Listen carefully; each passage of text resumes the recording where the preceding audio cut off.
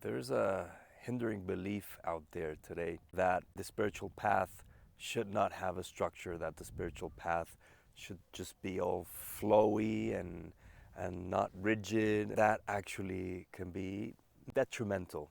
If you see all the traditions of spirituality, from Buddhism to indigenous traditions to the Mayan traditions, everything has a structure. The great sages, the people that have become enlightened or awakened, they all follow a structure. After following a particular structure, they create their own structure, but they all have discipline.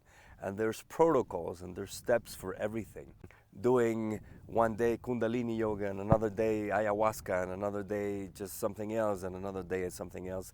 That is cherry picking, and there's a danger of not going into a particular concept or practice.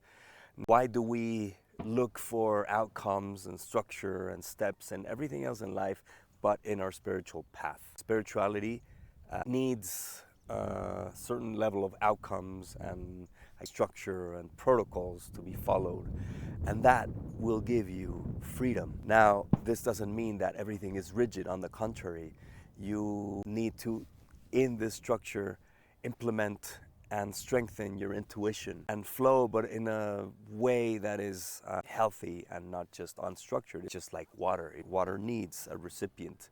Water needs something either to enclose it or to let it flow somewhere. Same with us humans. And I say this because when I was about 17, when I began meditating, for some years I cherry picked and I was like a spiritual tourist.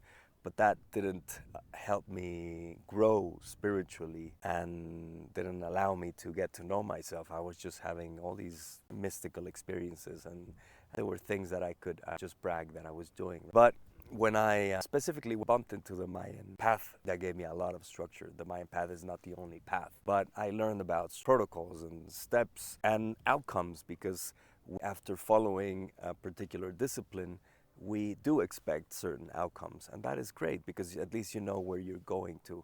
And if you don't know where you're going to, then you can just go anywhere, right?